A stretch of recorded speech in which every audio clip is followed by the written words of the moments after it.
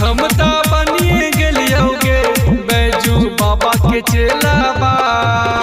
गांजा भांग मारबौ रहबौ उनके डेराबा। गांजा भांग मारबौ रहबौ उनके डेराबा कि हम ता बनिए गेलियोगे भोला बाबा के चेलाबा। कि हम ता बनिए गेलियोगे बैजू बाबा के चेलाबा। बोला बोला डमरू वाले बाबा की।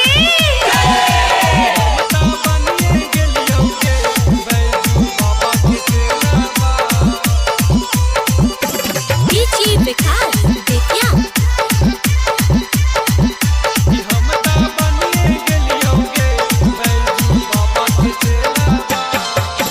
इनका के जन है पूरा जहान गे गलबा में सब बहाई पहचान गे। देवघर के हम ता देखबै नजारा देखे में लागा है बहुते ही प्यारा। कैलाश ऊपर बनल इनके घरमा। कैलाश ऊपर बनल इनके घरमा कि हम ता बनिए गेलियोगे भोला जी के चेलाबा। कि हम ता बनिए गेलियोगे बैजू बाबा के चेलाबा। बोला बोला बाबा गरीबनाथ की।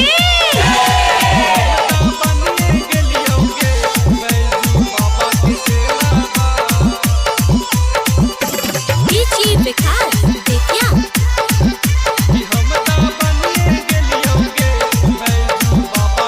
मिक्स बाय प्रेम निराला। गांजा भांग के राखब झोला हमरा के आसो बोलबले हा भोला। तोरा के अपन मांग लेब कनिया संगे चढ़ैबै गंगा के पनिया। गांजा भांग के राखब झोला हमरा के आसो बोलबले हा भोला। तोरा के अपन मांग लेब कनिया संगे चढ़ैबै गंगा के पनिया। गुड्डू पुजारा नीतेश पांडे खैहे केलाबा। गुड्डू पुजारा नीतेश पांडे खैहे केलाबा। कि हम ता बनिए गेलियोगे भोला बाबा के चेलाबा। हम ता बनिए गेलियोगे बाबा बैजू के चेलाबा।